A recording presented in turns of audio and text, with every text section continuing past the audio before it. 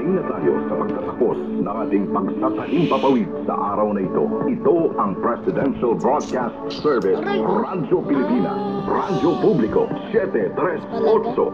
Ang aming studio ay nasa 4th floor ng Media Center Building, Visayas Avenue, Quezon City. Ang aming 50 kilowatt transmitter ay matatagpuan sa Marulas, Valenzuela City. Ang Radyo Pilipinas, Radyo Publiko ay pinangangasiwaan ng mga Electronics and Communication Engineers at Technicians.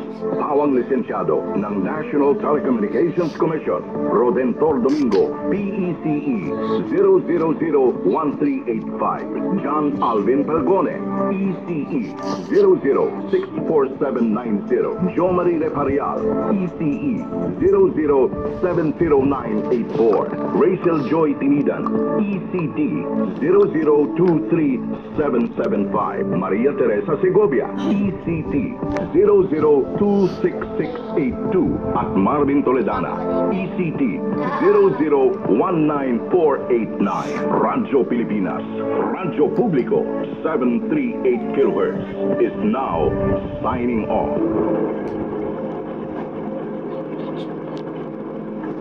Bayang magiliw, talat ng silanganan, alam ng puso, sa dibdib mo'y buhay.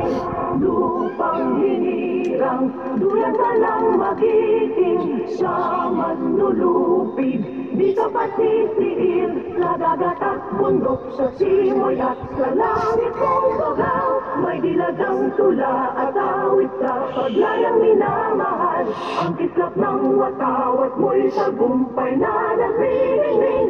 Ang bituin at araw na kailan pa may di magdidilim. Lupa ng araw ng walhati pagsinta, buhay langit sa piling mo. Aming ligaya na pagmalapit, ang mamatay lang dahil sa'yo. Dahil sa'yo papunta sa heaven.